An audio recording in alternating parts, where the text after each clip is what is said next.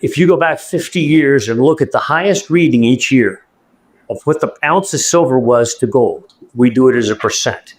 Silver was at least 2% in 20 of those 50 years.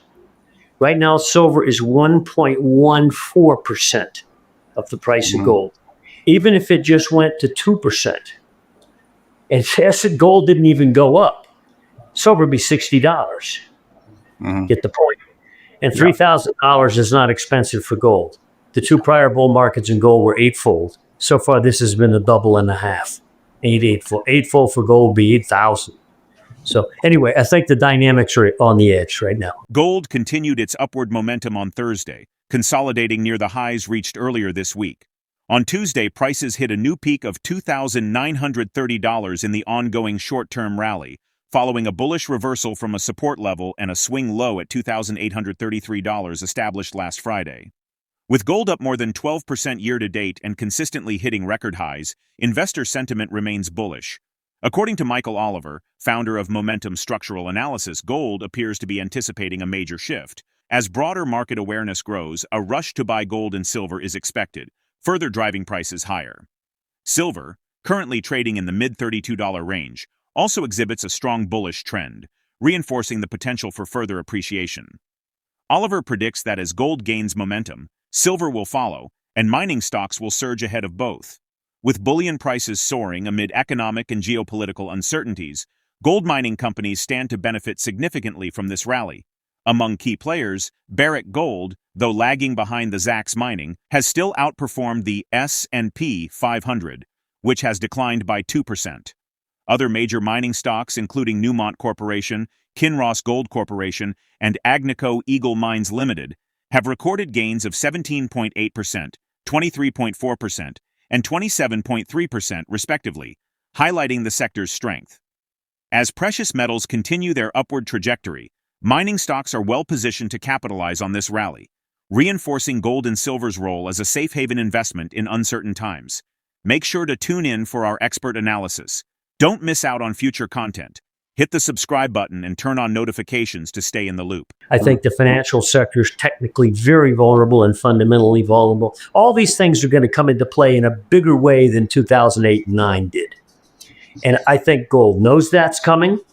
I think some investors know that. That's why it's doing what it's doing even before the crisis that I'm talking about. And when that starts to unfold, that's when your average Joe on the street who's totally missed this will suddenly say, geez, what am I doing?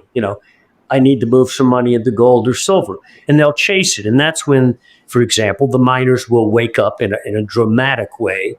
And in fact, I sent you a chart that is very telling in terms of that asset category and the likely compression that it's built over the decades. But anyway, the point is that this is XAU index. Now, what's the XAU index? Well, it's been around since the 1980s. It's the Philadelphia Gold and Silver Index. It's an index of miners, not the gold and silver itself. It's got a fair amount of silver miners in its top 20 holdings, by the way. So it's not just gold, okay, gold miners. But what this shows is the spread relationship or relative performance of the gold miners versus gold. And you can see from the mid-1980s through 2008, if you divided the price of XAU into an ounce of gold, it was trading in a range with lows at 17.5% and multiple highs up there near 30%.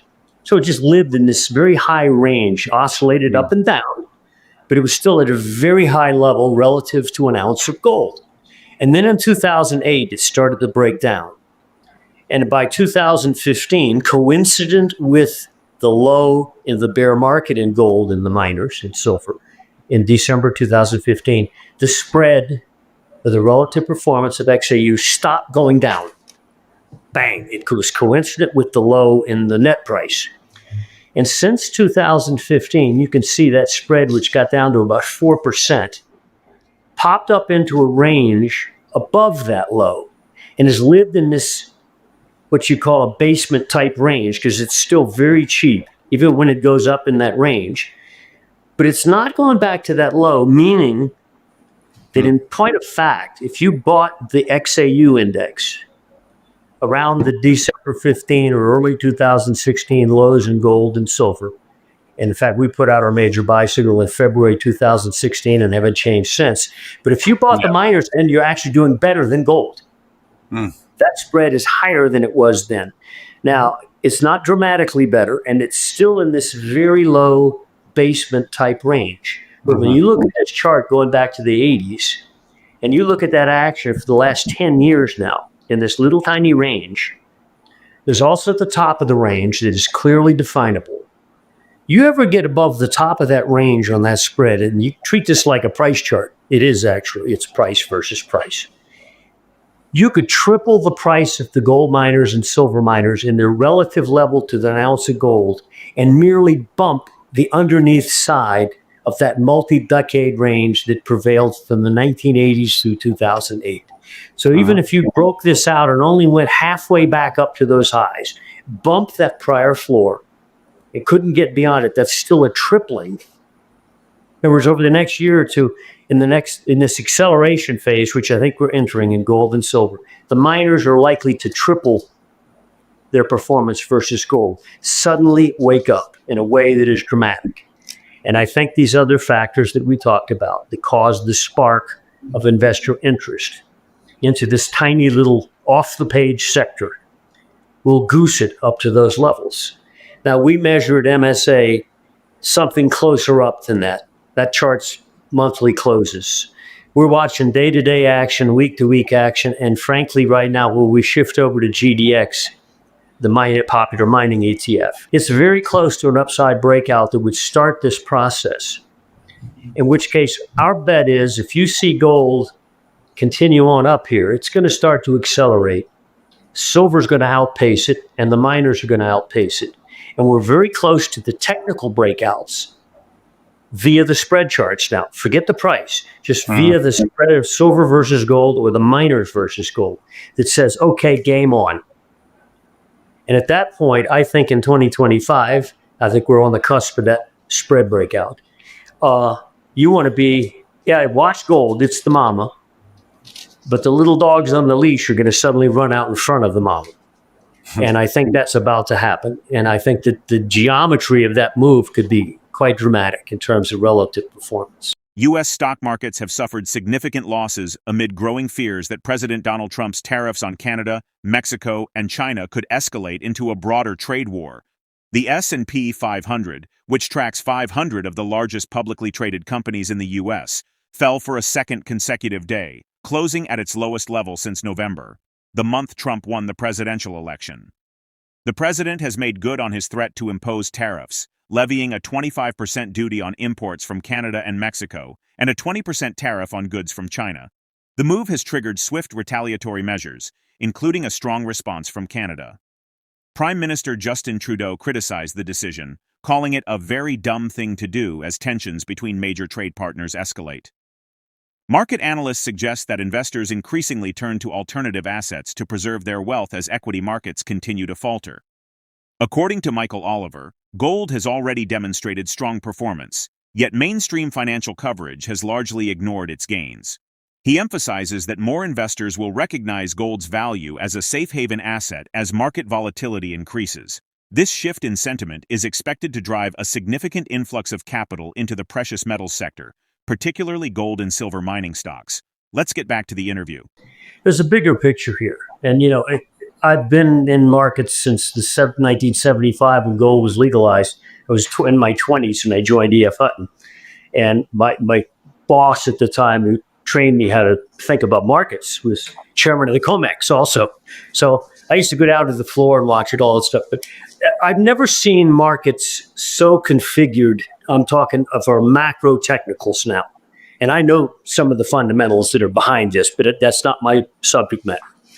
I thought it might begin late last year, but it was delayed. But I don't think it's going to be avoided. And that is, we've already seen gold make a statement. I mean, gold was up more than the S&P and the NASDAQ last year. Was that announced on Fox Business or CNBC? No, stock market. And, even in the last 12 months, at the close of February last year to where we are now, almost at the close of February here, silver's up 48%. Gold's up 44%. I know silver seems like it's lagging, but actually, from an investment point of view, it's up more. And the public still isn't excited. They'll get excited when a couple of events happen, and I think they'll be coincident. Dollar's going to break down. It's already in the process. It's about 2.5 points away from hell breaking loose by our metrics. Long-term momentum trends breaking. Okay. 2, the stock market is, I think, topping. And I think it's literally within about that many percentage points of breaking through stuff on momentum that says top in place, downside. And when you start to offset the stock market joy and cause people to move money, they look around and say, well, what's working? And there don't have to be a gold bug to finally realize, geez, I missed this. What's going on over there? And you've got the mining sector, which I think is the best place to be in 2025. Silver in the mining sector. Gold's the mama, but they're gonna lead on a percentage basis. I think that's where you're going to get a huge boost in that sector, dramatic. And it's not so much due to this event or that; it's due to the money flow out of a breaking bubble. Cover my ears on this. What governments do come and go, okay? And there's an ultimate reality. The reality is gold is reality. Gold is money. It's stepping out of the credit markets that are vulnerable, paper that is vulnerable. It's the real thing. And so when we measure gold against the dollar, we say, oh, it's going up. No, the dollar's going down. That's what's going on in terms of its real buying power. And the last 2 years, the dollar index has been in one of the narrowest ranges it's been in for many years. It's been in about a 10% range, less than that, really. And no volatility at all. There's volatility elsewhere, but not in the dollar index, which is really the inverse of the euro and the yen, by the way. That's 70% of the dollar index. And when you upset foreign exchange trends, you upset other investments that are based on that. We got a lot of foreign investors in the U.S. stock market. They had to use dollars to buy U.S. stocks. So their vulnerability isn't just whether our stocks go up or down.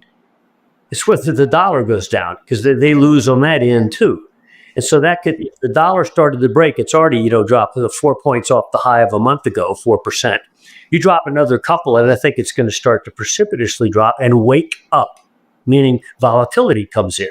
That will impact other market arenas. And I think one of the arenas it'll hurt is the stock market, and I think it'll help gold. Although gold has proven it doesn't need a weak dollar. Dollar's risen since 2015 low in gold. Gold went up 2.5-fold, okay? Dollar index has gone up 9% or so. Right. So it hasn't been weak, and yet gold's exploded. So gold looks at bigger things. Okay, anyway, I think we got dynamics coming. As global economic uncertainties intensify and market volatility rises, the appeal of gold and silver as safe haven assets strengthens. With pressure and geopolitical tensions mounting in the stock market, investors are increasingly looking toward precious metals and mining stocks for stability and growth. The potential for a significant breakout in 2025 suggests that gold, silver, and related equities could be crucial in portfolio diversification. As financial landscapes shift, staying informed and prepared is more important than ever. What are your thoughts on the future of gold and silver? Do you see them as essential assets in the current economic climate? Share your perspective in the comment section. If the video resonates with you, join our community by subscribing to our channel and enabling notifications with the bell icon. Thank you for being a part of our community.